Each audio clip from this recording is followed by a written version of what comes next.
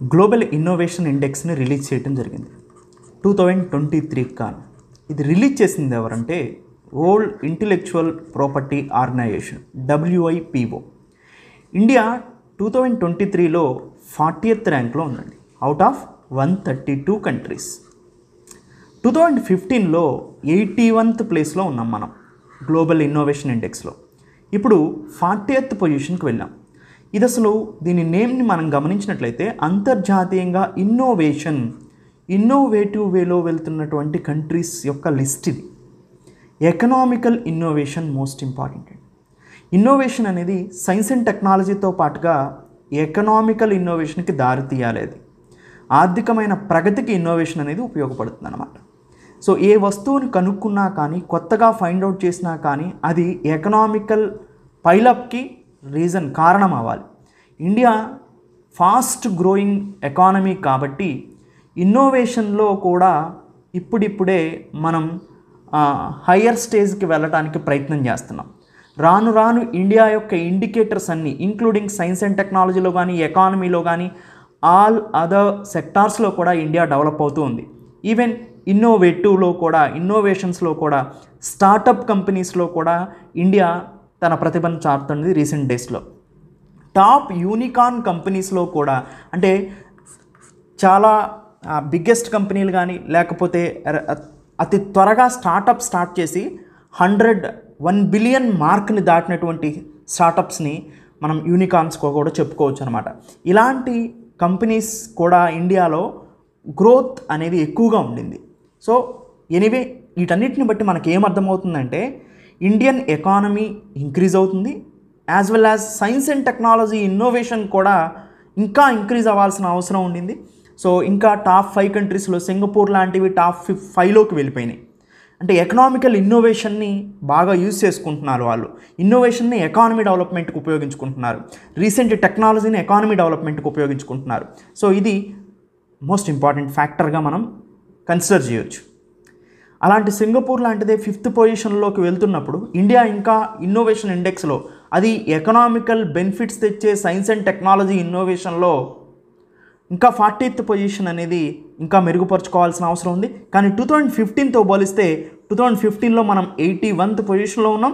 2023 last 8 ఇయర్స్లోనే మనం దాదాపుగా 50% improve చేసుకున్నాం మన ర్యాంక్ని. 81 ఉండేది 40కి వచ్చింది. ఇంకొక 4 or 5 ఇయర్స్లో I think we're in top 10 position.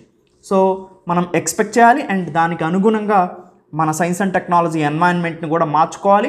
And global ఎకానమీలో ఇండియన్ ఎకానమీ పొజిషన్ కూడా ఒక పాజిటివ్ ఇండికేటర్ చూపిస్తుంది దాన్ని మనం అచీవ్ చేయడం కోసం. సో ఇది గ్లోబల్ ఇన్నోవేషన్ ఇండెక్స్లో India rank 40 out of 132 economies అండి. సో కొంచెం డీటెయిల్గా దీన్ని చూస్తూ వెళ్దాం. ఏ టాపిక్నైనా కానీ పూర్తి కంప్లీట్గా డీటెయిల్స్గా మనం చూస్తూ వెళ్తుంటాం కాబట్టి. ఎనీవే రిలీజ్ చేసింది ఎవరండి? World intellectual property organization. ఇది ఎవ్రీ ఇయర్ కూడా గ్లోబల్ ఇన్నోవేషన్ ఇండెక్స్ని రిలీజ్ చేస్తూ ఉంటుంది. అయితే ఏం ఇండికేటర్స్ వాడుతుంది దీంట్లో అంటే ఇన్స్టిట్యూషన్స్ అండి, సంస్థలని పరిగణలోకి తీసుకుంటుంది. బిజినెస్ సోఫిస్టికేషన్ అంటే వ్యాపార విషయాల మీద, ఆ దేశంలో వ్యాపార పరిస్థితులు ఎలా ఉన్నాయి అనే దాని మీద స్కోర్ని ఇస్తుంది. హ్యూమన్ క్యాపిటల్ అండ్ రీసెర్చ్, మానవ మూలధనం అంటే మానవ వనరులు, తర్వాత పరిశోధన, వీటి మీద ఇది కన్సిడర్ చేస్తుంది. నాలెడ్జ్ అండ్ టెక్నాలజీ అవుట్పుట్స్, అక్కడ మేధో సంపత్తి ఎలా ఉంది ఆ దేశంలో, and science and technology situation ఎలా ఉందో చూస్తుంది. ఇన్ఫ్రాస్ట్రక్చర్, మౌలిక వసతులు ఎలా ఉన్నాయో చూస్తుంది. రోడ్లు, రైల్వేలు, ఎయిర్పోర్ట్స్ అండ్ ఫోర్ట్స్, ఇవన్నిటిని కూడా కన్సిడర్ చేస్తుంది. అండ్ అవుట్పుట్ క్రియేషన్ ఎలా ఉందో కూడా గమనిస్తుంది. అంటే రీసెంట్గా వచ్చినటువంటి స్టార్టప్స్ కానీ లేదా అదర్ ఇండస్ట్రీస్ కానీ లేదా ఇన్స్టిట్యూషన్స్ కానీ వాటి యొక్క పర్ఫార్మెన్స్ ఎలా ఉండిందో క్యాలిక్యులేట్ చేస్తుంది. So market sophistication also important. So వీటన్నిటిని కూడా ఇండికేటర్స్గా తీసుకుంటారండి. అయితే ఈ ఇన్నోవేషన్ సైకిల్స్లో 4 కీ స్టేజెస్ ఉంటాయి. ఆ 4 కీ స్టేజెస్ ఏంటంటే సైన్స్ అండ్ ఇన్నోవేషన్ ఇన్వెస్ట్మెంట్, అంటే సపోజ్ ఇండియాలో ఇదే ల్యాకింగ్లో ఉందండి. Other countries science and technology innovation మీద, రీసెర్చ్ మీద ఎక్కువగా ఎక్స్పెండిచర్ని చేస్తాయి. కానీ భారతదేశం అనేది పెట్టుబడులు చాలా తక్కువగా పెడుతుందండి సైన్స్ అండ్ టెక్నాలజీ మీద. So science and technology innovation మీద ఈవెన్ ఇంటర్నేషనల్ స్పేస్ స్టేషన్లో ఈ ఇంటర్నేషనల్ స్పేస్ స్టేషన్ అనేది most important deep space exploration machine అండి. అంటే ఎర్త్ ఇలా ఉంటే 600 కిలోమీటర్స్ ఆర్ అబోవ్లో మనకి ఒక మాడ్యూల్ని ఇంట్రడ్యూస్ చేస్తారు, అది ఇంటర్నేషనల్ స్పేస్ స్టేషన్. ఈ ఇంటర్నేషనల్ స్పేస్ స్టేషన్ అంతర్జాతీయ పరిశోధనా సంస్థ అండి ఇది. సో ఈ అంతర్జాతీయ పరిశోధనా సంస్థ ఏదైతే ఉండిందో ఇంటర్నేషనల్ స్పేస్ గురించి అన్ని కంట్రీస్ కూడా ఈ ఐఎస్ఎస్ని ఏర్పరిచిన కంట్రీలో రష్యా ఉంది, అండ్ యుఎస్ఏ ఉంది, జపాన్ ఉంది, చైనా ఉంది, ఇవన్నీ కూడా కంట్రిబ్యూట్ చేస్తాయి. యూరోపియన్ స్పేస్ ఏజెన్సీ ఉంది. ఈ 5 కంట్రీస్ కూడా, ఈ 5 స్పేస్ ఏజెన్సీస్ కూడా ఇంటర్నేషనల్ స్పేస్ స్టేషన్ని ఎస్టాబ్లిష్ చేయడానికి తమ వంతు రీసెర్చ్ని అండ్ ఫండింగ్ని ఇచ్చినాయి. కానీ ఇండియా ఈ ఇంటర్నేషనల్ స్పేస్ స్టేషన్లోకి ఆస్ట్రోనాట్స్ని పంపించడానికి కానీ మన ఆస్ట్రోనాట్స్ని ఎవరో ఒకరు యూజ్ చేసుకుంటారు, కానీ మనం సొంతంగా అక్కడ ఐఎస్ఎస్లో పార్టిసిపేట్ చేయలేదు, మనం జాయిన్ అవ్వలేదు. కారణం ఏంటంటే ఫండింగ్ ప్రాబ్లం. ఈ ఐఎస్ఎస్ని మెయింటైన్ చేసే అంత మనీని ఇస్రో దగ్గర ఫండింగ్ లేదనమాట. ఈ ఇస్రో ఐఎస్ఎస్లో జాయిన్ అయితే అదర్ మిషన్స్కి ఫండింగ్ కరువు అయిపోతూ ఉంటుంది. సో అందుకనే మనం ఏది నష్టం రాకోకుండా పాజిటివ్లో ఉండేలాగే చేయాలి. కాబట్టి అంటే ఈవెన్ మనం రీసెర్చ్ అండ్ టెక్నాలజీ మీద ఇన్వెస్ట్మెంట్ అనేది తక్కువగా చేస్తున్నాము అని మనం అర్థం చేసుకోవాలన్నమాట. ఎప్పుడైనా కానీ ఎకానమీ హైగా డెవలప్ అయితే మనం రీసెర్చ్ అండ్ డెవలప్మెంట్ మీద ఎక్కువగా పెట్టడానికి కూడా మన దగ్గర అవైలబిలిటీ ఆఫ్ మనీ ఉంటుంది. సో అంటే ముందు ఎకానమీ డెవలప్ అవుతూ ఉంటే ఆటోమేటిక్గా research and science and technology మీద కూడా మనం ఇన్వెస్ట్ చేయొచ్చు. ముందు research and science and technology మీద ఇన్వెస్ట్ చేస్తే అది కూడా ఎకానమీ డెవలప్మెంట్కి కూడా లీడ్ అవుతుంది అనమాట. అంటే ఆర్థికంగా అభివృద్ధి చెందడానికి కూడా అది తోడ్పడుతుంది. సో ఇది వైసవర్సా ఉంటాయండి. ఒకటి అనేది డైరెక్ట్లీ ప్రపోర్షనల్ ఉంటాయి అనమాట. ఒకటి పెరిగితే ఇంకోటి పెరుగుతుంది, ఇంకోటి పెరిగినా ఇంకోటి పెరుగుతుంది. ఇప్పుడు ఇండియన్ ఎకానమీ ముందుకెళ్తుంది అంటే ఆటోమేటిక్గా మనం సైన్స్ అండ్ టెక్నాలజీ మీద ఇన్వెస్ట్ చేయడానికి ఎక్కువగా మనీని అలోకేట్ చేయాల్సిన అవసరం ఉంది.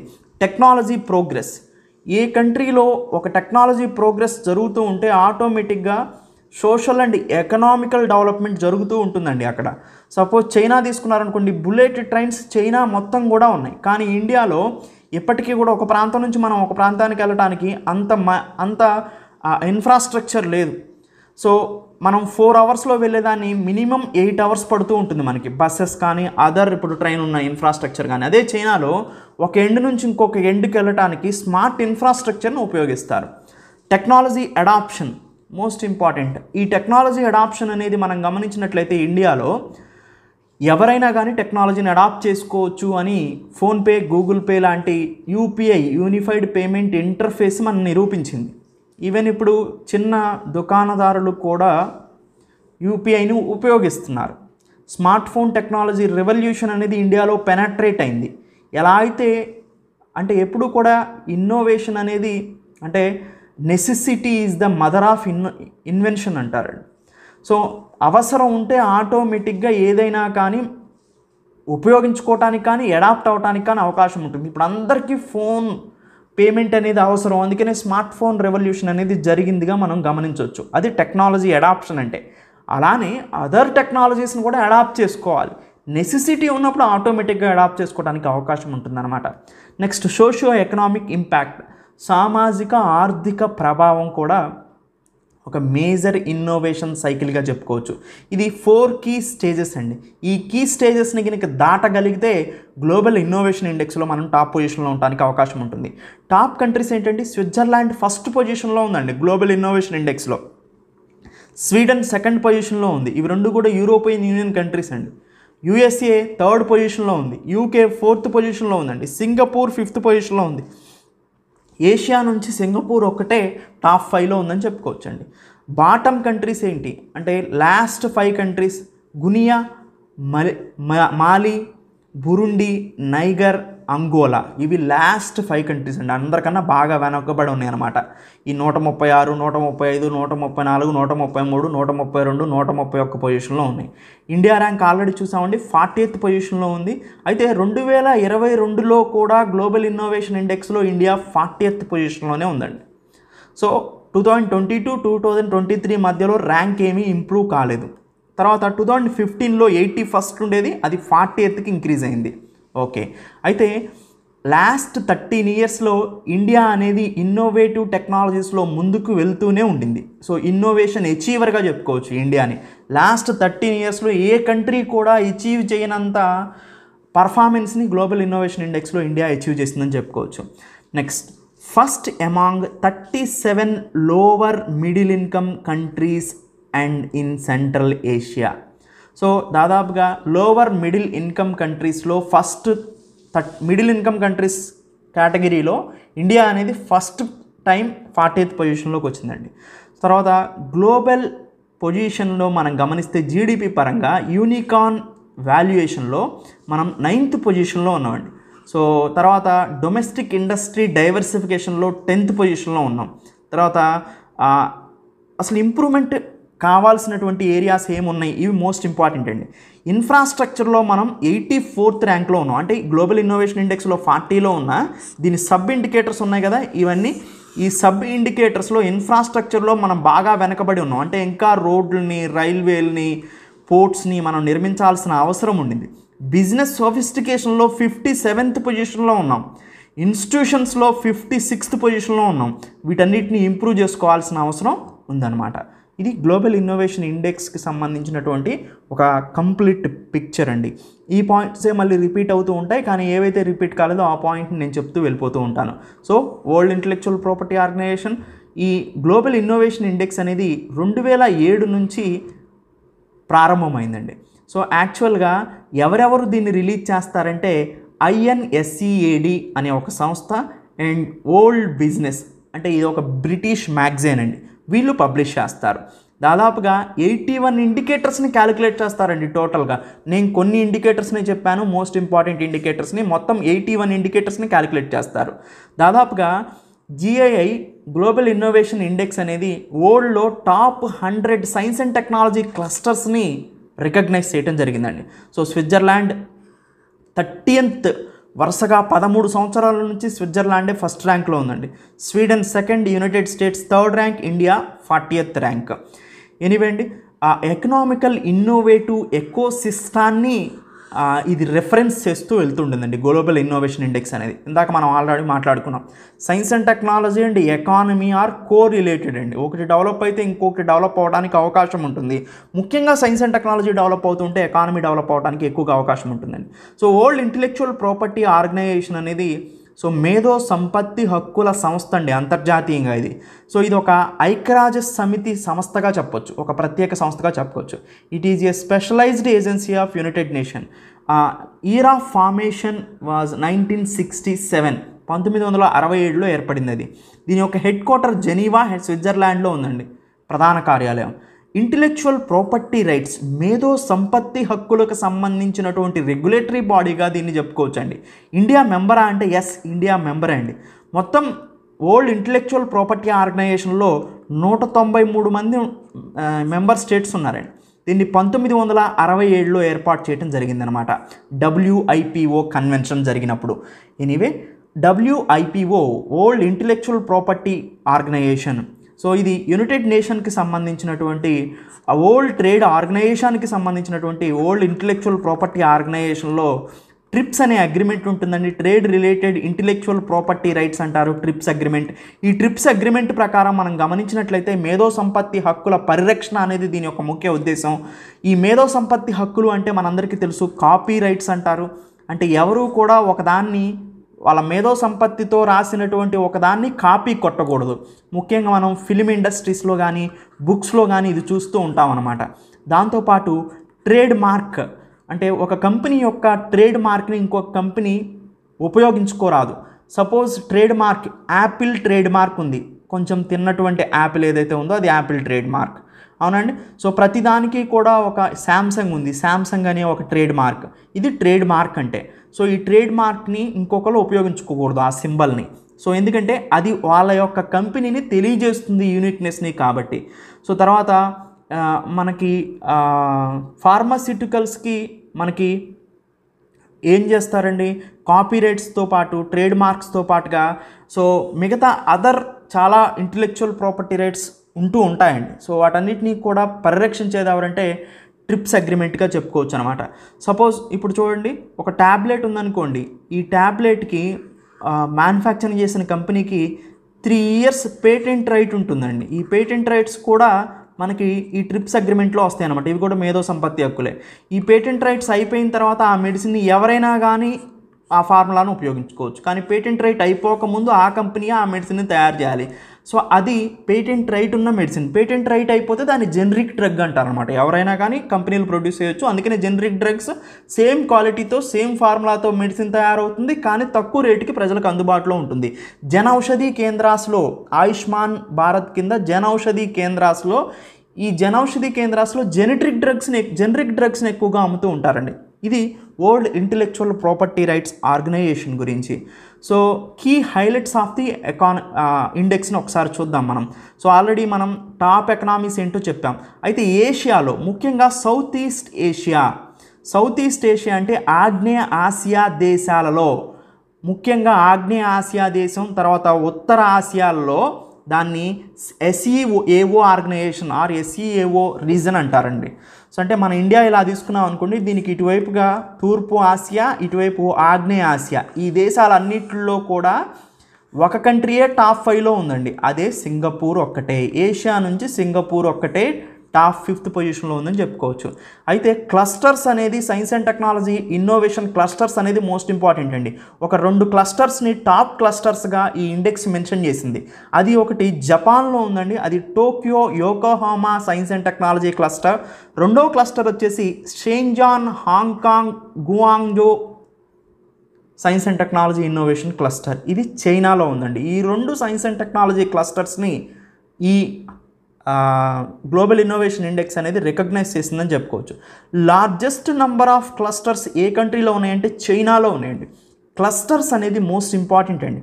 ఒక లింకేజ్ ఉంటుందండి వీటికి. సపోజ్ ఇప్పుడు బెంగళూరు, చెన్నై, హైదరాబాద్ క్లస్టర్ అనుకోండి. ఈ 3 నగరాలకి మధ్యలో ఎకనామికల్ యాక్టివిటీని పెంపొందించడానికి కృషి జరుగుతుందన్నమాట. ఇన్ఫ్రాస్ట్రక్చర్ డెవలప్ అవుతుంది, కనెక్టివిటీ డెవలప్ అవుతుంది, science and technology innovation environment create అవుతుంది. అది క్లస్టర్ అంటే. అలాంటి క్లస్టర్స్ ఇండియాలో చాలా తక్కువ ఉన్నాయండి. ఇది మనం గమనించాల్సినటువంటి ఇంపార్టెంట్ పాయింట్ అండి. సో ఒకసారి ఇంకొంచెం ముందు పోయి చూద్దాం. సైన్స్ అండ్ టెక్నాలజీ క్లస్టర్స్లో చైనాలో 24 క్లస్టర్స్ ఉన్నాయండి ఇలాంటి. యూఎస్ఏలో 21 క్లస్టర్స్ ఉన్నాయి. ఇండియాలో ఓన్లీ 4 క్లస్టర్సే ఉన్నాయండి. అవి చెన్నై, బెంగళూరు, ముంబై, ఢిల్లీకి సంబంధించిన క్లస్టర్స్. తర్వాత నీతి ఆయోగ్ కూడా ఈ ఇన్నోవేషన్ ఇండెక్స్ మీద వర్క్ చేస్తూ ఉంటుందండి.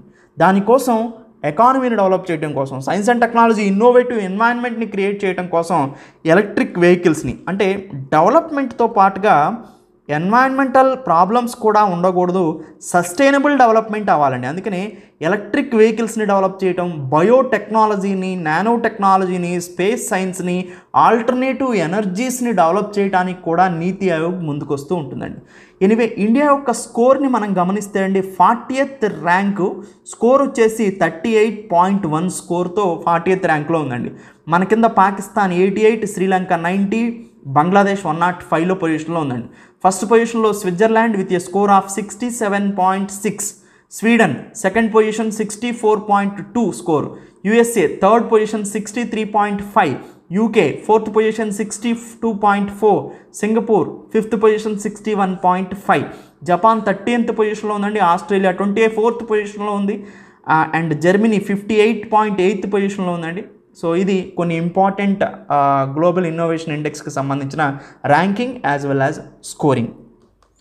నెక్స్ట్, నాబార్డ్ రీసెంట్గా సోషల్ బాండ్స్ని బొంబాయి స్టాక్ ఎక్స్చేంజ్లో లిస్ట్ చేయడం జరిగిందనమాట. సో అంటే సోషల్ బాండ్స్ అంటే మనకు ముందుకు అర్థం కావాలి. అంటే social infrastructure projects. Social projects ఏముంటాయండి? రూరల్ ఏరియాస్లో మనం గమనించామనుకోండి, సోషల్ ప్రాజెక్ట్స్ ఏముంటాయి? డ్రింకింగ్ వాటర్ ప్రాజెక్ట్ కానీ, ఓకేనండి, బ్రిడ్జెస్ కానీ, తర్వాత ట్యాంక్స్ ఇంప్రూవ్ చేసే ప్రాజెక్ట్స్ కానీ, చెరువులు మళ్ళీ శుద్ధి చేసే ప్రక్రియ కానీ, ఇవన్నీ కూడా సోషల్ ఇన్ఫ్రాస్ట్రక్చర్ ప్రాజెక్ట్స్ అవుతాయి.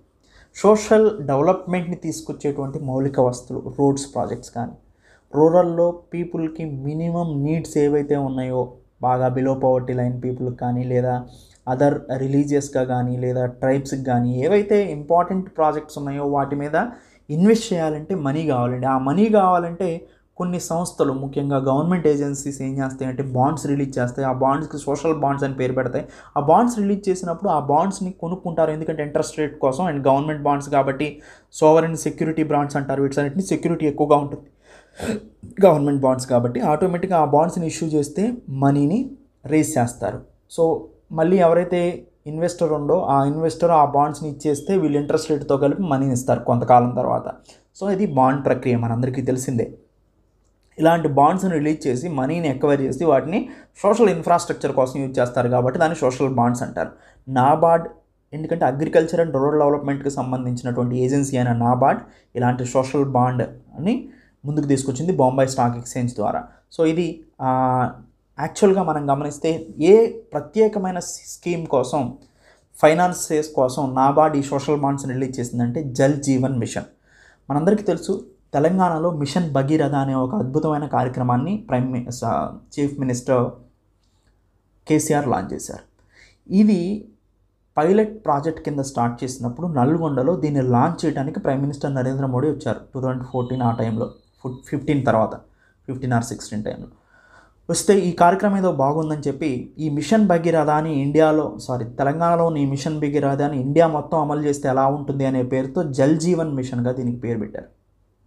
సో జల్ జీవన్ మిషన్, హర్ ఘర్ కో జల్, ప్రతి ఇంటికి కూడా ట్యాప్ వాటర్ కనెక్షన్ని, ఏ మహిళ కూడా ఇంట్లో నుంచి బయటికి వెళ్లకుండా ఇంట్లోనే త్రాగునీరుని ఇంట్లోకే సప్లై చేసేటువంటి ప్రోగ్రామ్. సో ట్యాప్ వాటర్ కనెక్షన్ని ప్రొవైడ్ చేస్తారు ఎవ్రీ హౌస్ హోల్డ్స్ కూడా. అందుకనే హర్ ఘర్ కో జల్ అన్నారు, జల్ జీవన్ మిషన్. ఇది జల్ జీవన్ మిషన్ అండి. ఈ జల్ జీవన్ మిషన్ని అమలుపరచడం కోసం నాబార్డ్ సోషల్ బాండ్స్ని ఇష్యూ చేసింది. అంటే ఈ జల్ జీవన్ మిషన్కి అయ్యే ఖర్చును మొత్తాన్ని కూడా నాబార్డ్ అనేది ఏం చేస్తుందంటే ఈ సోషల్ బాండ్ ద్వారా తెచ్చినటువంటి మనీతో నిర్మిస్తుంది అనమాట. దాదాపుగా 1040 కోట్లు లిస్ట్ చేశారండి జల్ జీవన్ మిషన్ కోసం సోషల్ బాండ్స్ అనే పథకం ద్వారా. సో బాంబే స్టాక్ ఎక్స్చేంజ్లో. సో ఎనీవే చూడండి, జల్ జీవన్ మిషన్ వచ్చిన తర్వాత ట్యాప్ వాటర్ కనెక్షన్ ఎలా ఇంప్రూవ్ అయిందో మనందరికీ ఈజీగా అర్థమవుతుంది. సో 100% ట్యాప్ వాటర్ కనెక్షన్స్ అనేది బ్లూగా ఉన్నాయని కూడా 100% ట్యాప్ వాటర్ కనెక్షన్గా మారినాయి అనమాట. అంటే మనకి ఇక్కడ నుంచి ఇక్కడికి చూస్తే బ్లూగా మారిన పర్సంటేజ్ ఇంక్రీజ్ అవుతుంది. బ్లూగా మారుతుంది అంటే ఆటోమేటిక్గా డ్రింకింగ్ వాటర్ సప్లై అనేది జరుగుతుంది అని అర్థం. దాదాపుగా అన్కనెక్టెడ్ రాజస్థాన్ కూడా, ఉత్తరప్రదేశ్ లాంటి, ఛత్తీస్గఢ్, తర్వాత జార్ఖండ్, వెస్ట్ బెంగాల్ లాంటివి కూడా ఇంతకుముందు వాటర్ స్కేర్సిటీ ఎక్కువగా ఉండేది. ఇక్కడ డ్రింకింగ్ వాటర్ అవైలబిలిటీ తక్కువగా ఉండేది, ట్యాప్ వాటర్ కనెక్షన్ తక్కువగా ఉండేది, ఇంటికి వచ్చే కుళాయిలు అవి ఇంక్రీజ్ అయినాయని మనకు కనిపిస్తుంది. 2019తో పోల్చుకుంటే 2022 జల్ జీవన్ మిషన్ సాధించినటువంటి పురోగతి ఇది ఒక సోషల్ ఇన్ఫ్రాస్ట్రక్చర్ ప్రాజెక్ట్ కింద చెప్పుకోవచ్చు. తెలంగాణలో ఇది ఒక important drinking water project mission భగీరథగా స్టార్ట్ అయ్యి దేశం మొత్తం మీద జల్ జీవన్ మిషన్గా అమల్లోకి వచ్చింది. So prime minister Narendra Modi దీన్ని అమలు చేయడం జరిగింది. జల్ జీవన్ మిషన్ యొక్క ముఖ్య ఉద్దేశం చూడండి, ప్రతి ఇంటికి కూడా 2024 వచ్చేసరికి ట్యాప్ వాటర్ కనెక్షన్ని ప్రొవైడ్ చేయడమే దీని యొక్క ముఖ్య ఉద్దేశం. Integrated demand supply side management local లెవెల్లో ఇంక్రీజ్ చేయడం. So coverage with other central and state government schemes, other state governments and central government స్కీమ్స్తో కొలాబరేట్ అయ్యి ఈ మిషన్ని ముందుకు తీసుకెళ్ళటం. సో లోకల్ ఇన్ఫ్రాస్ట్రక్చర్ని, వేస్ట్ వాటర్ని రీయూస్ చేసుకోవటం, ఇవన్నీ కూడా జల్ జీవన్ మిషన్లో భాగంగానే ఉంటాయన్నమాట. సో ఇది Jal Jeevan mission. So Jal Jeevan mission గురించి ఇంకొన్ని ఇంపార్టెంట్ పాయింట్స్ని మనం గమనించినట్లయితే, so integrated demand and supply side management local ఇన్ఫ్రాస్ట్రక్చర్ను యూజ్ చేసుకుంటుంది. సో తర్వాత గ్రామ సభాస్ కూడా దీని మీద ఒక పాయింట్ ఆఫ్ రెఫరెన్స్కి వస్తాయి. So one time village action plan ఇది ఒకసారి కనుక మనం ప్రొవైడ్ చేయగలిగితే ఆటోమేటిక్గా ఇది సక్సెస్ అయ్యేటువంటి స్కీమ్గా మనం చెప్పుకోవచ్చు అనమాట. సో ఈ జల్ జీవన్ మిషన్ అనేది మనం గమనిస్తే అండి, యాక్చువల్గా central government and state governments, central government 50% పెట్టుకుంటే స్టేట్ గవర్నమెంట్ 50% పెట్టుకోవాలి.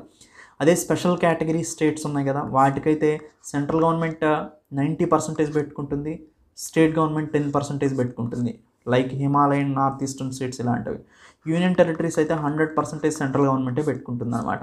సో ఇది జల్ జీవన్ మిషన్ యొక్క ముఖ్య ఉద్దేశం. ఇప్పటివరకు పురోగతి ఎలా ఉంది అనేది ఇక్కడ ఇచ్చాను, జస్ట్ గో. నెక్స్ట్, టూరిజం డెవలప్మెంట్కి సంబంధించి చాలా రకాల ఏజెన్సీస్ ఇండియాలో పనిచేస్తుందండి, ఇంక్రెడిబుల్ ఇండియా పేరుతో. సో ఇంక్రెడిబుల్ ఇండియా అనే పేరుతోనే టూరిజం సెక్టార్ని ఇండియాలో డెవలప్ చేయడానికి మనం ప్రయత్నం చేస్తూ ఉన్నాం. అయితే ఒక ఇంపార్టెంట్ ఏజెన్సీ ఉందండి. ఆ ఏజెన్సీ పేరు the Pacific Asia travel association, PATA అంటారు దీన్ని, పసిఫిక్ ఏషియా ట్రావెల్ అసోసియేషన్. ఇది టూరిజం సెక్టార్లో రెస్పాన్సిబుల్ డెవలప్మెంట్ని, ముఖ్యంగా ఆసియా పసిఫిక్ ప్రాంతంలో పర్యాటక రంగాన్ని అభివృద్ధి చేయడానికి ఈ పటా అనేది వర్క్ చేస్తూ ఉంటుంది. ఇది 1952 జనవరి 12న ఏర్పడింది. దీని యొక్క పర్పస్ ఏంటంటే టూరిజాన్ని ప్రమోట్ చేయడం, పర్యాటక రంగాన్ని ఆసియా పసిఫిక్ ప్రాంతాల్లో అభివృద్ధి పరచడం. దీని యొక్క హెడ్ క్వార్టర్ బ్యాంకాక్, థాయిలాండ్లో ఉందండి. సో దీన్నే పసిఫిక్ ఇంటీరియం ట్రావెల్ అసోసియేషన్ అని పిలిచేవాళ్ళు 1952 నుండి 53 వరకు. తర్వాత Pacific area travel association PATA అని 1953, 1986 వరకు పిలిచారు. తర్వాత ఇప్పుడు Pacific Asia travel association PATA మళ్ళీ ఇది కొనసాగుతుంది. ఇది నాట్ ఫర్ ప్రాఫిట్ ఆర్గనైజేషన్ అండి. సో దీని యొక్క హెడ్ క్వార్టర్ బ్యాంకాక్, థాయిలాండ్లో ఉంది. సో ఇది రీసెంట్గా న్యూఢిల్లీలో మినిస్టర్ ఆఫ్ టూరిజం హబ్గా ఒక ఇంపార్టెంట్ ఇనిషియేటివ్స్ లాంచ్ చేసిందండి. అందుకనే ఇది రీసెంట్గా న్యూస్లో ఉంది. సో మొత్తం మీద PATA అనేది మనకి ఇంపార్టెంట్. చూడండి, which country is the host of Pacific Asia travel association travel mart 2023. So 2023లో ఈ PATA ట్రావెల్ మార్ట్ అనే సభని నిర్వహించారండి, అక్టోబర్ 4 నుంచి 6 వరకు న్యూఢిల్లీలో. అందుకని ఇది న్యూస్లో మనకు కనిపిస్తూ ఉందన్నమాట. PATA గురించి మోస్ట్ ఇంపార్టెంట్, ఇది వరకు గుర్తుపెట్టుకుంటే మనకి ఎగ్జామ్ పాయింట్ ఆఫ్ వ్యూలో మోస్ట్ ఇంపార్టెంట్. అడిగే క్వశ్చన్ కన్నా కూడా నేను ఇచ్చే ఎగ్జాక్ట్ ఎక్స్టెండెడ్ ఇన్ఫర్మేషన్ ఏదైతే ఉందో దాని నుంచి ఎక్కువగా MCQs వస్తాయండి. జస్ట్ దీన్ని రెఫరెన్స్గా తీసుకుంటాం అంతే మనం. ఇక్కడ ఏముందండి అసలు, దాంట్లో అసలు ఉండేదే కొద్దిగా. సో దాంట్లో మనం రెఫరెన్స్కి ఇక్కడ ఇచ్చేది కూడా కొంచెమే, కానీ మనం ఇది మోస్ట్ ఇంపార్టెంట్, ఇది ఎక్కడా మీకు కనిపించదు. అదే 360 degrees. Next statistical performance indicator SPI. ఈ SPIని ఎవరు రిలీజ్ చేస్తారంటే వరల్డ్ బ్యాంక్ రిలీజ్ చేస్తుందండి. అంటే ఆ కంట్రీ యొక్క స్టాటిస్టిక్స్ డేటా యొక్క క్వాలిటీ ఏ విధంగా ఉంది అని చెప్పేదే ఈ statistical performance indicators SPI index. ఇది రిలీజ్ చేసేది వరల్డ్ బ్యాంక్. మనం ఏ ప్లేస్లోనో అంటే 67 అవుట్ ఆఫ్ 174 కంట్రీస్. దీంట్లో ముఖ్యంగా 5 కీ పిల్లర్స్ని తీసుకుంటారండి. Data use, data service, data products, data sources, data infrastructure. ఓకేనా. సో ఇది statistical performance indicator released by world bank. UNCTAD అనే ఒక సంస్థ ఉందండి. ముందు ఈ సంస్థ గురించి తెలుసుకొని ఇది రిలీజ్ చేసే రిపోర్ట్ గురించి తర్వాత చూద్దాం. UNCTAD, United nation conference on trade and development. ఇది ఐక్యరాజ్య సమితి, యునైటెడ్ నేషన్ యొక్క సంస్థ. దీన్ని 1964లో ఎస్టాబ్లిష్ చేశారు. దీని హెడ్ క్వార్టర్ జెనీవా, స్విట్జర్లాండ్లో ఉంటుంది. దీనికి ఇది దేనికి సంబంధించిన సంస్థ అంటే trade and development. Most important, ఈ నేమ్లోనే ఉంది, ట్రేడ్ అండ్ డెవలప్మెంట్. వ్యాపారము అభివృద్ధి కోసం ఇది పాటుపడుతుంది. అంటే ఎకనామికల్ డెవలప్మెంట్లో ముఖ్యమైన పాత్ర వహించేది ట్రేడ్, వ్యాపారం. ఎవరి మధ్య ట్రేడ్? అదర్ కంట్రీస్, అంటే అమాంగ్ ది కంట్రీస్. ఏవైతే దేశాలు ఉన్నాయో ఒక దేశానికి మధ్యలో వ్యాపారాన్ని ప్రోత్సహించడానికి ఇది ఉపయోగపడుతుంది లేదా ప్రోత్సహిస్తూ ఉంటుంది. అదే UNCTAD. ఇది రిలీజ్ చేసే ఒక ఇంపార్టెంట్ రిపోర్ట్ పేరు ఏంటంటే ట్రేడ్ అండ్ డెవలప్మెంట్ రిపోర్ట్. దాన్ని TDR అంటారు. ఇది 2023 గాను రిలీజ్ అయింది. దీంట్లో ముఖ్యమైన అంశం ఏంటంటే గ్లోబల్ ఎకనామిక్ గ్రోత్ అనేది 2.4% ఉంటారు అని చెప్తుంది. యాక్చువల్గా ఇక్కడ ఒక ఇంపార్టెంట్ పాయింట్ మనం మెన్షన్ చేయాల్సింది ఏంటంటే రిసెషన్ అంటే తిరోగమనం. ఆర్థిక వృద్ధి రేటు తిరోగమిస్తుంది అనమాట. అంటే ఎకనామికల్ రిసెషన్ అంటారు. గ్లోబ్ మొత్తం కూడా రిసెషన్ జరుగుతుంది, అంటే తిరోగమనానికి గురవుతుంది.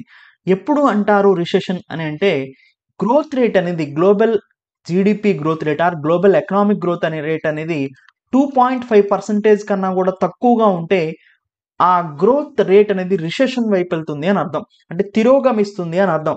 ముందుకి పైకి, అంటే ఎక్స్పోనెన్షియల్గా కాకోకుండా అది మళ్ళీ తగ్గుతుంది అని అర్థం అనమాట.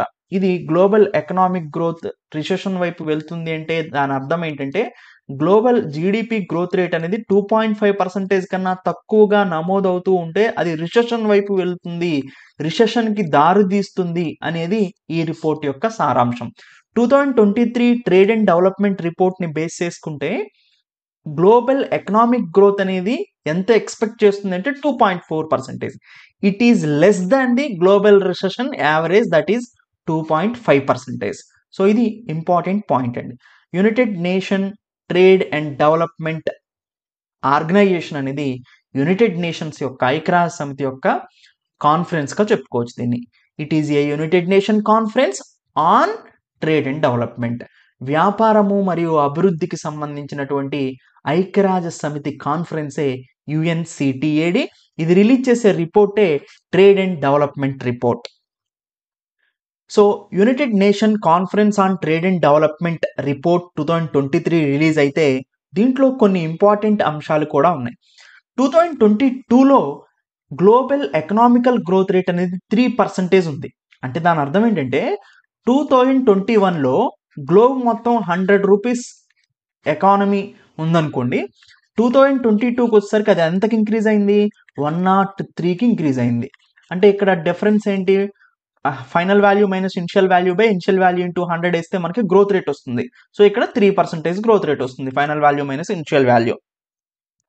ఓకేనా. సో అలానే 2022తో పోలిస్తే 2023లో గ్రోత్ రేట్ అనేది తగ్గింది. ఎంత తగ్గింది, 3% నుంచి 2.4% పడిపోయింది. అంటే అప్రాక్సిమేట్గా 0.6% తగ్గింది గ్రోత్ రేట్ 2022తో కంపేర్ చేస్తే 2023లో. సో 2022లో 3% గ్రోత్ రేట్ ఉంటే ఓల్డ్ ఎకానమీ అనేది 2023కి వచ్చేసరికి 2.4%కు పడిపోయింది. It is less than the 2.5% global growth economical growth average.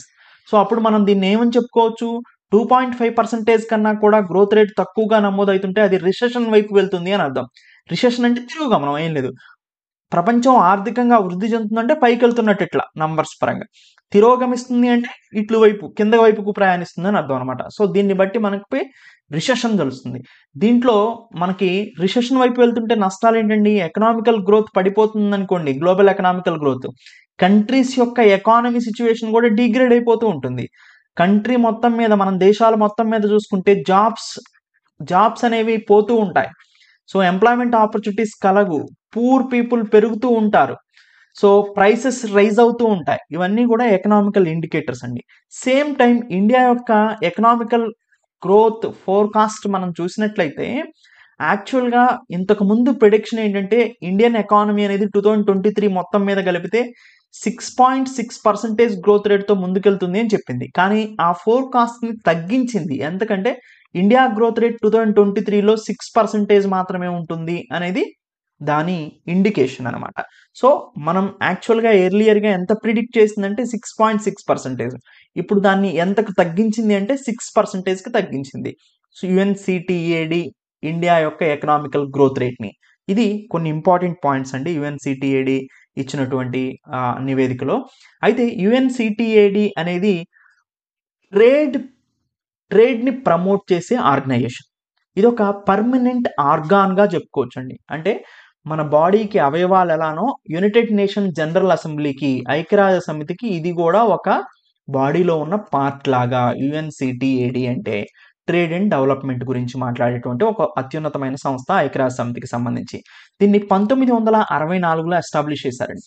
దీని యొక్క ముఖ్య ఉద్దేశం ఏంటండి, ఇట్ ప్రమోట్స్ ట్రేడ్, వ్యాపార అభివృద్ధిని ఇది పెంచి పోషిస్తుంది. ముఖ్యంగా 2 పదాలు గుర్తుపెట్టుకోవాలండి. ఒకటి, దేశాల మధ్యలో వ్యాపారాన్ని పెంచటం, దాంతో పాటుగా ఇన్వెస్ట్మెంట్, పెట్టుబడులు పెంచటం. పెట్టుబడులు పెంచినప్పుడు ఆటోమేటిక్గా వ్యాపారం కూడా పెరుగుతుందండి. అంటే ఇన్వెస్ట్మెంట్ మీద కాన్సన్ట్రేషన్ చేస్తుంది కంట్రీస్ మధ్యలో, among the countries, as well as ట్రేడ్ని కూడా ప్రమోట్ చేస్తుంది. ఇవి 2 మోస్ట్ ఇంపార్టెంట్. ఎక్కడ, డెవలపింగ్ కంట్రీస్ మీద మేజర్గా ఫోకస్ చేస్తుంది. ఐక్యరాజ్య సమితి సంస్థలన్నీ కూడా, united nation general assembly organizations అన్నీ కూడా maximum developing countries and under developed countries మీద ఎక్కువగా ఫోకస్ చేస్తాయండి.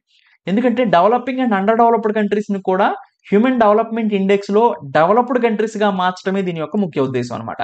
అది మనం గమనించాల్సినటువంటి ఇంపార్టెంట్ పాయింట్.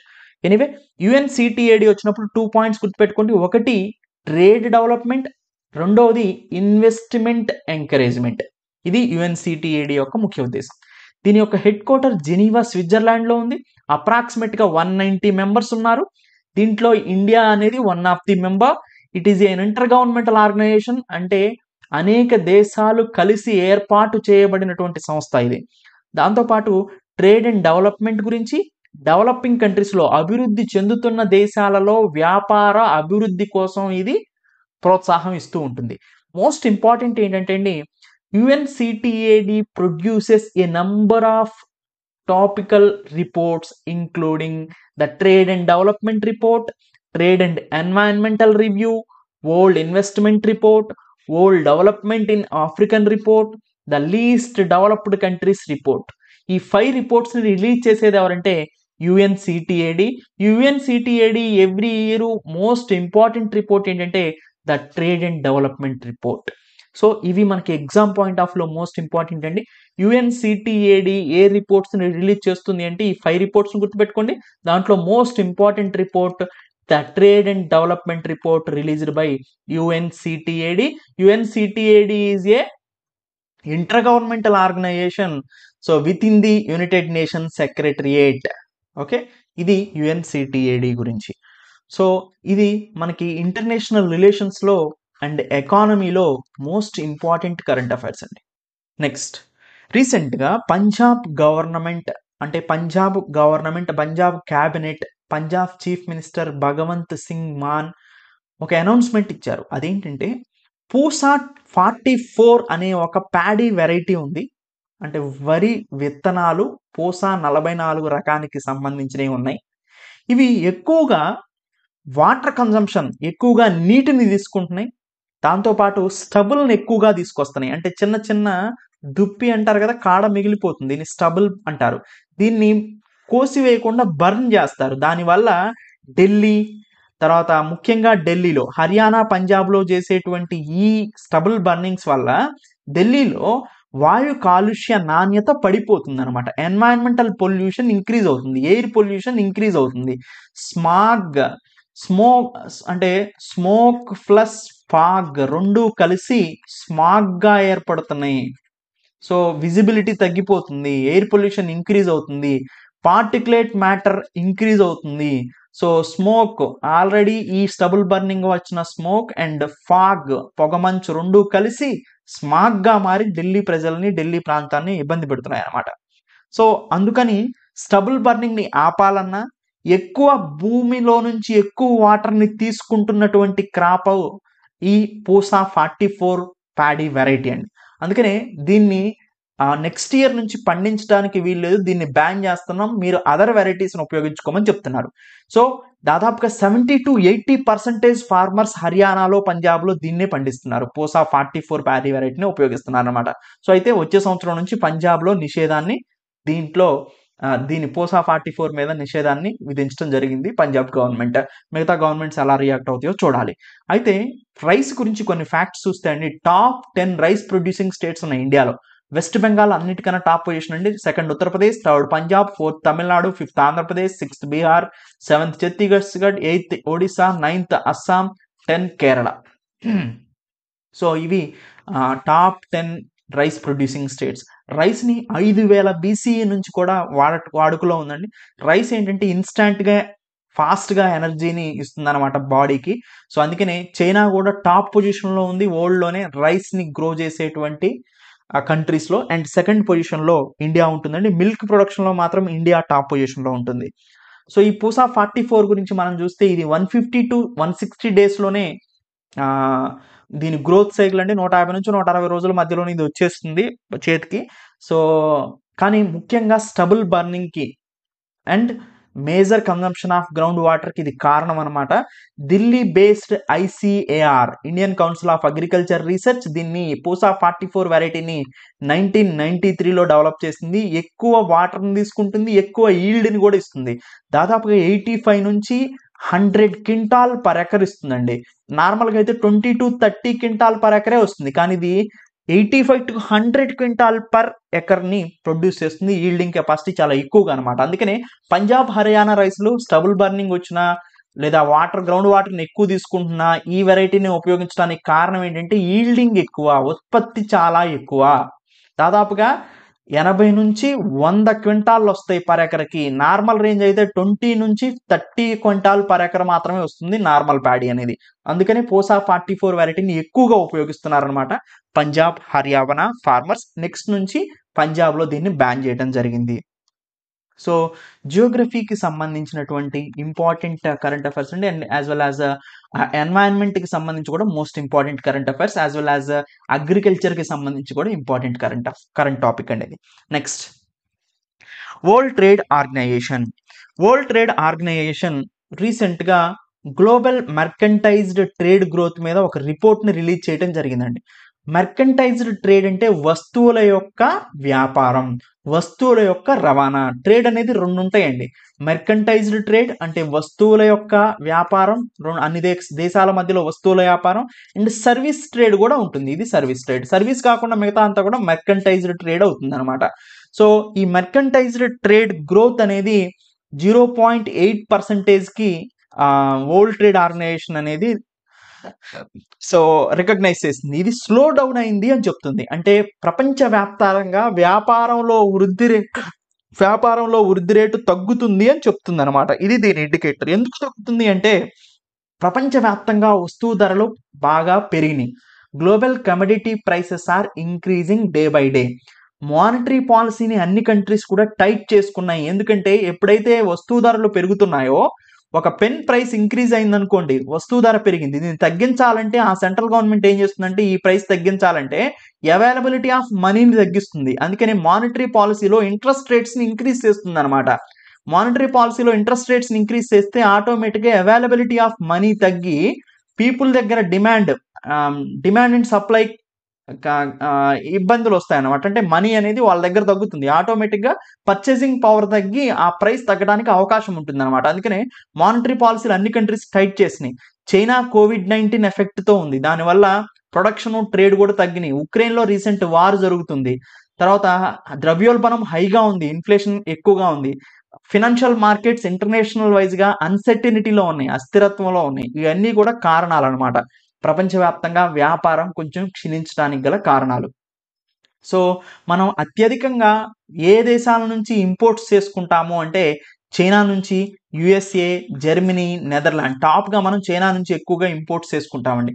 మనం ఏ కంట్రీకి ఎక్కువగా ఎక్స్పోర్ట్స్ చేస్తామంటే USA అండ్ చైనాకి మనం ఎక్కువగా ఎక్స్పోర్ట్స్ చేస్తూ ఉంటాం. సో ఇవి మనం గమనించాల్సినటువంటి ఇంపార్టెంట్ పాయింట్స్. సో చూడండి, వరల్డ్ ట్రేడ్ ఆర్గనైజేషన్ గురించి ఒకసారి చూద్దాం. వరల్డ్ ట్రేడ్ ఆర్గనైజేషన్ అనేది కొన్ని ఇంపార్టెంట్ రిపోర్ట్స్ని రిలీజ్ చేస్తుంది. వాటిలో important world trade report, world trade organization annual report, global trade outlook and statistics, important schedules of consciousness on goods. ఇవి important reports అండి. WTO రిలీజ్ చేసేది మనకి ఎగ్జామ్ పాయింట్ ఆఫ్ వ్యూలో important area ఇది. ఏ organization ఏ రిపోర్ట్స్ రిలీజ్ చేస్తుందో గుర్తుపెట్టుకోవాలి, మనకి ఎక్కువగా అడుగుతూ ఉంటారు. వరల్డ్ ట్రేడ్ ఆర్గనైజేషన్ అనేది ఒక ఇంటర్ గవర్నమెంటల్ ఆర్గనైజేషన్ అండి. ఇంటర్ గవర్నమెంటల్ ఆర్గనైజేషన్ అంటే అనేక దేశాల పార్టిసిపేషన్ దీంట్లో ఉంటుందన్నమాట. ఇది ఇంటర్నేషనల్ ట్రేడ్, అంతర్జాతీయ వ్యాపారాన్ని నియంత్రిస్తూ ఉంటుంది. ఇది 1995లో గ్యాట్ అగ్రిమెంట్ ద్వారా దీన్ని ఏర్పాటు చేయడం జరిగింది. గ్యాట్ అగ్రిమెంట్ అనేది 1947లో ఉండేదండి. దీన్ని సబ్స్యూమ్ చేస్తూ దీని ప్లేస్లో వచ్చిందే వరల్డ్ ట్రేడ్ ఆర్గనైజేషన్ 1995లో. దీని హెడ్ క్వార్టర్ జెనీవా, స్విట్జర్లాండ్లో ఉంటుందండి. సో తర్వాత రెండు దేశాల మధ్యలో ట్యాక్సెస్ని తగ్గించి, టరీఫ్స్ని తగ్గించి ట్రేడ్ని ప్రమోట్ చేయడమే వరల్డ్ ట్రేడ్ ఆర్గనైజేషన్ యొక్క ముఖ్య ఉద్దేశంగా చెప్పుకోవచ్చు అండి. సో ఎకానమీకి సంబంధించినటువంటి ఇంపార్టెంట్ టాపిక్ అండి ఇది. నెక్స్ట్, టోకెనైజేషన్ అనే పదం మనకి రీసెంట్గా వినిపిస్తూ ఉంది. యాక్చువల్గా మనకి ఏమవుతుందంటే అండి, డెబిట్ కార్డ్ కానీ క్రెడిట్ కార్డ్ కానీ మనం మెషిన్స్లో ఉపయోగించినప్పుడు, లేదా పాయింట్ ఆఫ్ సేల్ మెషిన్ అంటారు, POS మెషిన్ అంటారు దీన్ని. ఈ పాయింట్ ఆఫ్ సేల్ మెషిన్లో మనం ఉపయోగించినప్పుడు ఈ కార్డ్ డీటెయిల్స్ అనేది మనకి సెక్యూరిటీ ఉంటుందా ఉండదా అనేది ఒక డౌట్ అనమాట. ఇప్పుడు సెక్యూరిటీ అవ్వాలి అంటే, ఇప్పటి వరకు సెక్యూరిటీ లేదు.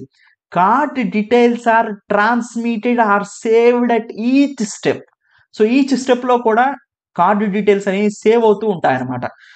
అలా కాకుండా కార్డ్ ఇన్సర్ట్ చేసినప్పుడు ఈ కార్డుకి సంబంధించిన ఇన్ఫర్మేషన్ మొత్తం కూడా ఒక టోకెన్ నెంబర్ లాగా జనరేట్ అవుతుందండి. అది ఎవరికీ తెలియదు, ఎన్క్రిప్టెడ్ అనమాట. ఆ టోకెన్ నెంబర్ ద్వారానే కార్డుకి అటాచ్ అయి ఉంటుంది, కార్డు డీటెయిల్స్ తెలియకోకుండా. అప్పుడు కార్డు డీటెయిల్స్ ఎవరికి తెలియవు. So card details are not transmitted or save కూడా అవ్వవు అనమాట. టోకెన్ నంబర్గా దీన్ని కార్డ్ డీటెయిల్స్ అన్నిటిని ఒక టోకెన్ నంబర్గా మార్చారు కాబట్టి ఇదే సాఫ్ట్వేర్స్ అన్ని కూడా టోకెన్ నంబర్ని రికగ్నైజ్ చేసి మళ్ళీ కార్డ్ డీటెయిల్స్ని డిస్క్లోజ్ చేసుకుంటూ ఉంటాయి. సో ఫస్ట్ కార్డ్ డీటెయిల్స్ అన్ని కూడా ఒక టోకెన్ నెంబర్ లాగా, టోకెన్ కి లాగా ఎన్క్లోజ్ అవుతాయి అనమాట. సో అది టోకెనైజేషన్ అంటే. ఇది రిజర్వ్ బ్యాంక్ ఆఫ్ ఇండియా తీసుకొచ్చినటువంటి ఇంపార్టెంట్ సెక్యూరిటీ మెజర్స్గా చెప్పుకోవచ్చు, పేమెంట్ సెక్యూరిటీకి సంబంధించి. సో ఇది సెప్టెంబర్ 2021 ఇంట్రడ్యూస్ చేయడం జరిగింది. అక్టోబర్ 1, 2022 నుంచి ఇది ఇంప్లిమెంటేషన్లోకి వచ్చేసింది అనమాట. సో ఎకానమీకి సంబంధించినటువంటి ఇంపార్టెంట్ టాపిక్ అండి ఇది. ఓపెన్ మార్కెట్ ఆపరేషన్స్, దీని గురించి మనం చాలా డీటెయిల్గా తెలుసుకోవాల్సిన అవసరం ఉంది. ఎందుకంటే economy, reserve bank of India, బ్యాంకింగ్కి సంబంధించి మోస్ట్ ఇంపార్టెంట్ టాపిక్ అండి ఇది. Open market operations. Open market operations. ఈ ఓపెన్ మార్కెట్ ఆపరేషన్స్ని ఎవరు కండక్ట్ చేస్తారు అంటే reserve bank of India conduct చేస్తుంది. ఇది ఏం టూల్ అంటే మానిటరీ పాలసీ టూల్. ఇది మానిటరీ పాలసీ అంటే మనందరికీ తెలిసిన విషయమే, ద్రవ్య పరపతి విధాన సమీక్ష అంట. మానిటరీ పాలసీలో మనకి 3 టూల్స్ ఉంటాయి. ఒకటి ఇంట్రెస్ట్ రేట్స్, రెండోది రిజర్వ్ రేషియోస్, మూడోది open market operations. Interest rates అంటే వడ్డీ రేట్లు, రిజర్వ్ రేషియోస్ అంటే నిల్వల నిష్పత్తులు, ఓపెన్ మార్కెట్ ఆపరేషన్స్ అంటే buying and selling of government securities అని అర్థం అనమాట. ఇంట్రెస్ట్ రేట్స్ ఏంటి? Repo rate, reverse repo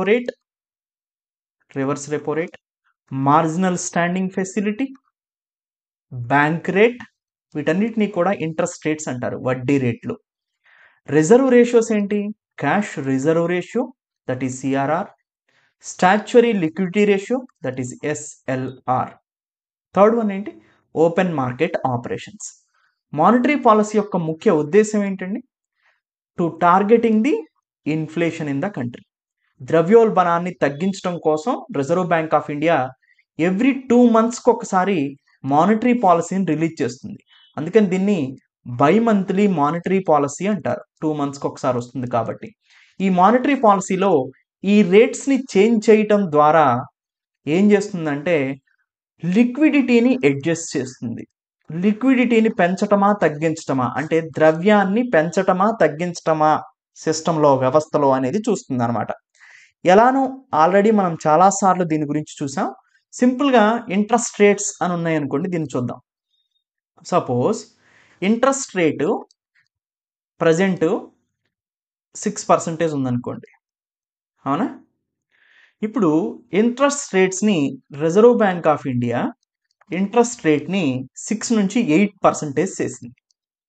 interest రేట్స్ని రిజర్వ్ బ్యాంక్ ఆఫ్ ఇండియా పెంచింది. ఇప్పుడు ఏమవుతుంది చూడండి, reserve bank of India interest రేట్స్ని పెంచింది కాబట్టి బ్యాంక్స్ అన్నీ కూడా, కమర్షియల్ బ్యాంక్స్, ఎస్బీఐ కానీ, హెచ్డిఎఫ్సి కానీ, ఐసిఐసిఐ కానీ, ఈ బ్యాంక్స్ అన్నీ కూడా ఏం చేస్తాయి అంటే, ఇంతకుముందు 6% ఉండేది, ఇప్పుడు రిజర్వ్ బ్యాంక్ ఆఫ్ ఇండియా ఏం చేసింది, ఇంట్రెస్ట్ రేట్స్ని పెంచింది కాబట్టి 6% ఉన్నప్పుడు ఒక 100 కోట్లు తీసుకుంది అనుకోండి, ఇంట్రెస్ట్ రేట్ తక్కువ ఉన్నప్పుడు.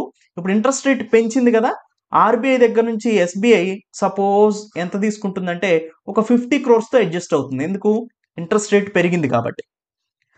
50 crores ఎగ్జిస్ట్ అయితే ఇంతకు ముందు 100 crores తీసుకుంది, ఇప్పుడు 50 crores తీసుకుంది. ఎప్పుడు? Reserve bank of India interest రేట్స్ని పెంచినప్పుడు.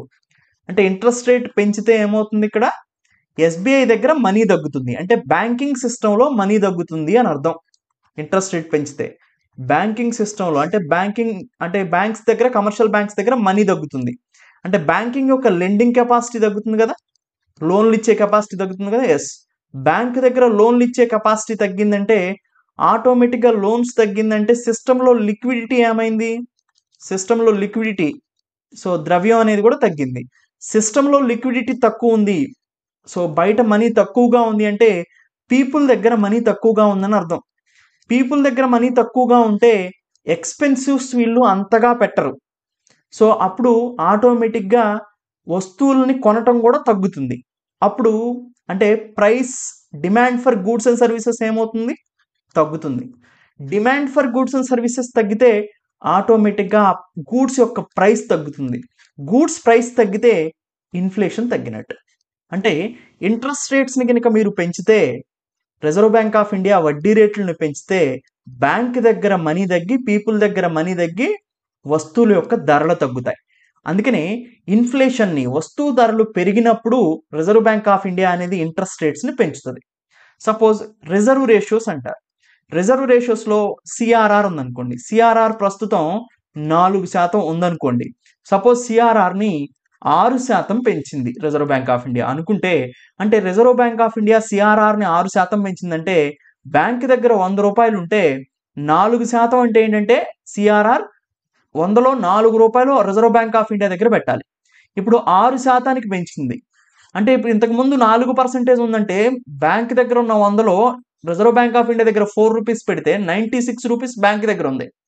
కానీ ఇప్పుడు 6 రూపాయలు బ్యాంక్ దగ్గర పెడితే 100లో 6 పోతే 6% అన్నప్పుడు 94 రూపాయల బ్యాంక్ దగ్గర ఉంటుంది. అంటే రిజర్వ్ రేషియోస్ని మీరు పెంచినా కానీ ఏమవుతుంది, ఇక్కడ రిజర్వ్ రేషియోస్ని పెంచితే బ్యాంక్ దగ్గర కూడా లిక్విడిటీ తగ్గుతుంది. అవునా, బ్యాంక్ దగ్గర లిక్విడిటీ తగ్గితే పీపుల్ దగ్గర లిక్విడిటీ తగ్గుతుంది, పీపుల్ పర్చేసింగ్ పవర్ తగ్గుతుంది, గూడ్స్ అండ్ సర్వీసెస్ డిమాండ్ తగ్గుతుంది, ప్రైస్ తగ్గుతుంది, ఆటోమేటిక్గా ఇన్ఫ్లేషన్ అనేది తగ్గుతుంది. ఓకేనండి. సో అంటే మీరు ఇంట్రెస్ట్ రేట్స్ని పెంచినా, రిజర్వ్ రేషియోస్ని పెంచినా ఏమవుతుంది, ఏది పెంచినా కానీ ఇన్ఫ్లేషన్ అనేది తగ్గుతుంది, ద్రవ్యోల్బణం తగ్గిస్తుంది. అందుకని ఇంట్రెస్ట్ రేట్స్ని, రిజర్వ్ రేషియోస్ని ఎక్కువగా రిజర్వ్ బ్యాంక్ ఆఫ్ ఇండియా ఉపయోగించుకొని సిస్టంలో లిక్విడిటీ, ద్రవ్య సరఫరాని నియంత్రిస్తూ ద్రవ్యోల్బణాన్ని కంట్రోల్ చేస్తుంది, నియంత్రిస్తుంది, ఇన్ఫ్లేషన్ని కంట్రోల్ చేస్తుంది. సో దీన్ని లిక్విడ్ అడ్జస్ట్మెంట్ ఫెసిలిటీ అని కూడా అంటారనమాట. రెపో రేట్ని, రివర్స్ రెపో రేట్ని వీటిని మార్చి కనుక లిక్విడిటీని అడ్జస్ట్ చేస్తూ పోతే. అయితే ఇంకొక టర్మ్ మనకి ఎక్కువగా వినిపించేది అండ్ ఎక్కువగా రిజర్వ్ బ్యాంక్ ఆఫ్ ఇండియా ఈ రెండింటి ద్వారానే ఎక్కువగా ఇన్ఫ్లేషన్ కంట్రోల్ చేస్తూ ఉంటుంది అనమాట. ఈ ఓపెన్ మార్కెట్ ఆపరేషన్స్ అంటే ఏంటో కూడా చూద్దాం, ఇది కూడా ఇంపార్టెంట్. ఈ ఓపెన్ మార్కెట్ ఆపరేషన్స్ అంటే ఏంటంటే, ఓపెన్ మార్కెట్ ఆపరేషన్స్ దీని వచ్చినప్పుడు మనం ఏం చేయాలి, ఇది రిజర్వ్ బ్యాంక్ ఆఫ్ ఇండియా యొక్క టూల్. ఏం టూల్ ఇది, మానిటరీ పాలసీ టూల్, ద్రవ్య పరపతి విధాన సమీక్షకు సంబంధించినటువంటి ఒక ఆయుధంగా చెప్పుకోవచ్చు. అయితే ఓపెన్ మార్కెట్ ఆపరేషన్స్ అంటే ఏంటి, so buying and selling of goods, buying and selling of government securities. అంటే గవర్నమెంట్ సెక్యూరిటీలని అమ్మటము లేదా కొనటాన్ని ఓపెన్ మార్కెట్ ఆపరేషన్స్ అంటారు. అసలు గవర్నమెంట్ సెక్యూరిటీస్ అంటే ఏంటి, సింపుల్గా బాండ్స్ అనుకోవచ్చు. వీటిని గవర్నమెంట్ బాండ్స్ అంటారు. ఇవి గవర్నమెంట్ సెక్యూరిటీస్ అనేవి సో గిల్ట్ ఎడ్జ్డ్ బాండ్స్ అనమాట. అంటే వీటి మీద సెక్యూరిటీ ఎక్కువగా ఉంటుంది, అంటే వీటి ప్రొటెక్షన్ ఎక్కువ, గవర్నమెంట్ కాబట్టి రిటర్న్ చేయడానికి ఎక్కువగా అవకాశం ఉంటుంది. అందుకని ఎక్కువ మంది గవర్నమెంట్ సెక్యూరిటీస్ మీద ఇన్వెస్ట్ చేస్తూ ఉంటారనమాట. బాండ్ ఎలా వర్క్ అవుతుంది, సింపుల్. బాండ్ అంటే ఏంటండి, సేమ్ ప్రామిసరీ నోట్ లాగే వర్క్ అవుతుంది. Suppose government of India 1000 rupees bond అని అనౌన్స్ చేసింది, 1000 రూపీస్. సో ఇంట్రెస్ట్ రేటు 5% అని మెన్షన్ చేసింది, అండ్ టైం పీరియడ్ 3 years అని చెప్పింది. దాని అర్థం ఏంటంటే, ఈ బాండ్ ఎవరైతే కొంటారో 1000 రూపాయలకి 3 సంవత్సరాల తర్వాత 5% వడ్డీ రేటుతో వాళ్ళకి తిరిగి ఇవ్వబడును. అది ఇప్పుడు బాండ్ అసలు ఎట్లా ఉంటుందన్నమాట. సపోజ్ ఇదే గవర్నమెంట్ సెక్యూరిటీ అంతే. సపోజ్ ఇప్పుడు గవర్నమెంట్ సెక్యూరిటీస్ని రిజర్వ్ బ్యాంక్ ఆఫ్ ఇండియా అమ్ముతుంది అనుకో, డైరెక్ట్గా మనం కొనాలి కాదు రిజర్వ్ బ్యాంక్ ఆఫ్ ఇండియా దగ్గర నుంచి. Reserve bank of India government సెక్యూరిటీస్ని అమ్మింది అంటే ఒక బ్యాంకుకి అమ్మింది అని అర్థం. ఆ బ్యాంకు మళ్ళీ వేరే వాళ్ళకి అమ్ముతుంది. Suppose reserve bank of India government సెక్యూరిటీస్ని బ్యాంక్ ఇచ్చింది. గవర్నమెంట్ సెక్యూరిటీస్ని ఎంత, ఒక 1000 రూపీస్ ఉన్న వాటిని బ్యాంక్ ఇచ్చింది. అంటే బ్యాంకుకి గవర్నమెంట్ సెక్యూరిటీని సెల్ చేసింది, ఇక్కడ అమ్మింది. అమ్మినప్పుడు ఏమవుతుంది చూడండి, గవర్నమెంట్ సెక్యూరిటీని అమ్మితే బ్యాంక్ దగ్గర ఉన్న 1000 రూపీస్ ఆర్బీఐకి ఇవ్వాలి కదా. అంటే ఆర్బీఐ లిక్విడిటీని ఇక్కడ స్క్వీజ్ చేసేస్తుంది అని అర్థం. బ్యాంక్ లిక్విడిటీని అనమాట. సో ఇప్పుడు సపోజ్ చూడండి 1000 రూపీస్ ఉన్నాయి కదా, ఈ 1000 రూపీస్ బ్యాంక్ దగ్గర నుంచి పోయినాయి. అంటే బ్యాంక్ దగ్గర అవైలబిలిటీ మనీ ఎంత తగ్గిందండి? అవైలబిలిటీ మనీ అనేది తగ్గిపోయింది బ్యాంక్ దగ్గర. బ్యాంక్ దగ్గర అవైలబిలిటీ మనీ తగ్గిందంటే ఆటోమేటిక్గా పీపుల్ దగ్గర మనీ తగ్గిందని అర్థం సిస్టంలో. So demand for goods and services తగ్గిందని అర్థం. Demand for goods and services తగ్గితే ప్రైసెస్ తగ్గిందని అర్థం, అంటే ఇన్ఫ్లేషన్ తగ్గిందని అర్థం. అంటే మనీ సప్లైని తగ్గించాలి అంటే reserve bank of India government సెక్యూరిటీస్ని అమ్ముతుంది. అదే reserve bank of India government సెక్యూరిటీస్ని కొంటుంది అంటే ఏంటంటే తాను అమ్మిన గవర్నమెంట్ సెక్యూరిటీస్ బ్యాంక్ దగ్గర ఉన్న కొంటుంది అంటే మనీని ఇచ్చి కొంటది. అప్పుడు సిస్టంలో లిక్విడిటీ పెరిగిపోతుంది.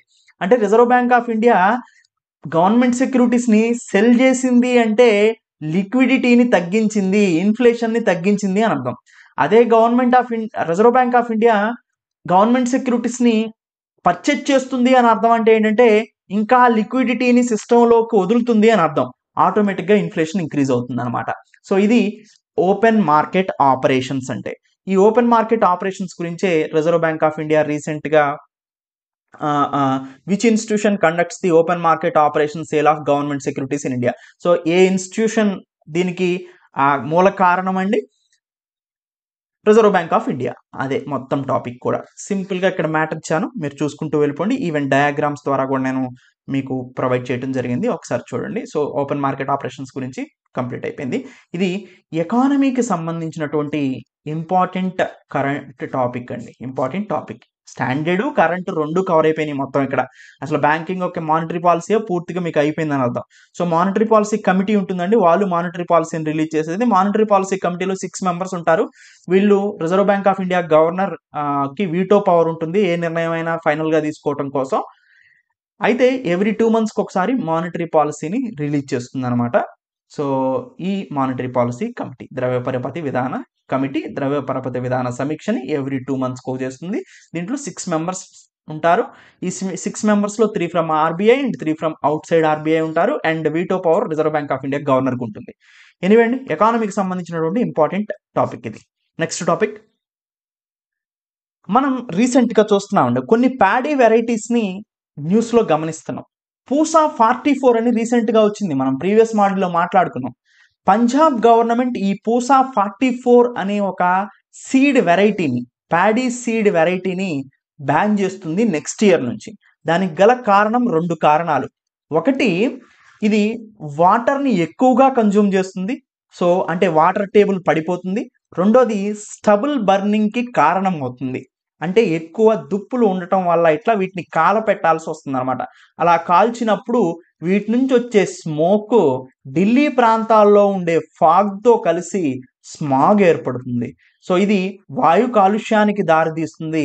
అందుకని ఈ పూసా 44 వెరైటీని నెక్స్ట్ ఇయర్ నుంచి బ్యాన్ చేస్తుంది పంజాబ్ గవర్నమెంట్. అదే పూసా 44 గురించి రీసెంట్గా మనం చూసింది. అలానే ఇంకొక rice variety, aromatic rice variety ఏంటంటే అండి, ముష్క్ బుడ్జీ.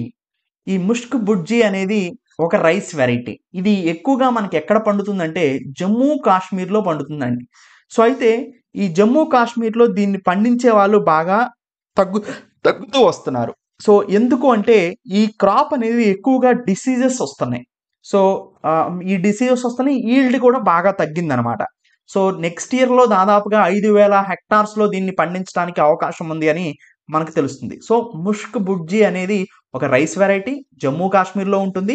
అయితే దీన్ని పండించే వాళ్ళు బాగా తగ్గిపోతున్నారు. దానికి గల రిస్క్ ఆఫ్ ఎక్స్టెన్షన్, సో అంటే ఎక్కువగా ఇది ఎక్స్టెంట్ అయ్యే అవకాశం ఉందన్నమాట.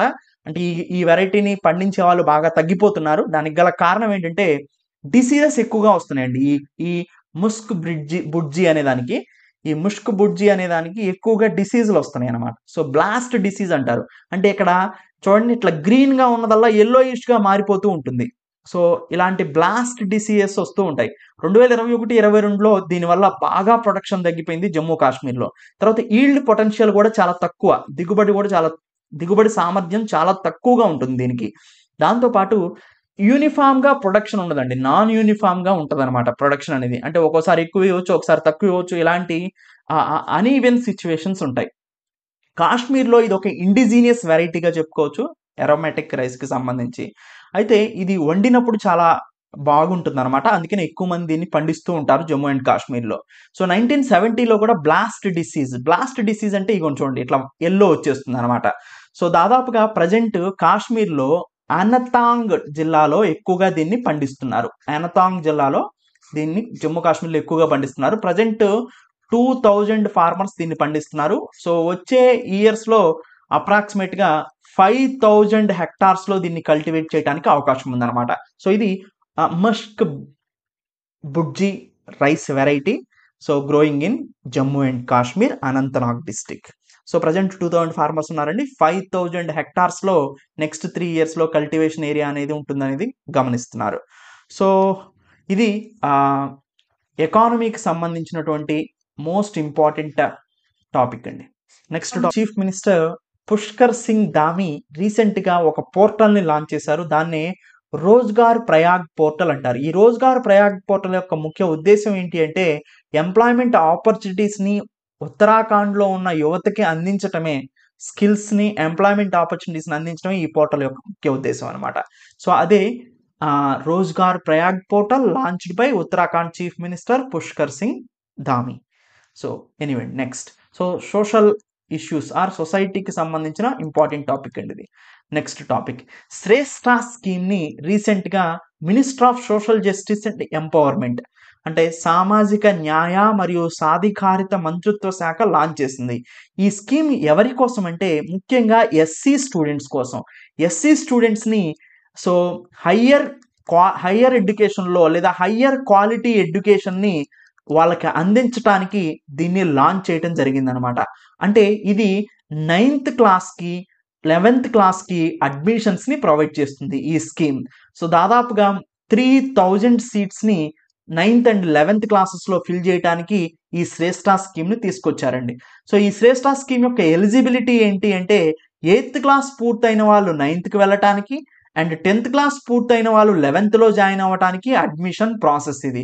అయితే దీంట్లో ఎవరికి ఎక్కువగా అంటే ఇంపార్టెన్స్ ఇస్తారంటే ఎస్సీ స్టూడెంట్స్ ఎన్సీఆర్టీ సిబిఎస్ఈ సిలబస్లను నేర్చుకోవాలి అనే ఉద్దేశంతోనే వాళ్ళకి ఈ సిబిఎస్ఈ స్కూల్స్లో ఎలిజిబిలిటీని ఇవ్వటం కోసం తీసుకొచ్చిన స్కీమే ఈ శ్రేష్ఠ స్కీమ్ అండి. సో ఎవరైతే వీళ్ళకు ఒక టెస్ట్ కండక్ట్ చేస్తారండి, ఎంట్రన్స్ టెస్ట్, శ్రేష్ఠ నేషనల్ ఎంట్రన్స్ టెస్ట్ అని. ఆ శ్రేష్ఠ నేషనల్ ఎంట్రన్స్ టెస్ట్లో క్వాలిఫై అయినటువంటి ఎస్సీ స్టూడెంట్స్ని 9th క్లాస్లోను అండ్ 11th క్లాస్లోను జాయిన్ చేసుకుంటారు విత్ సిబిఎస్ఈ కరికులం. సో అది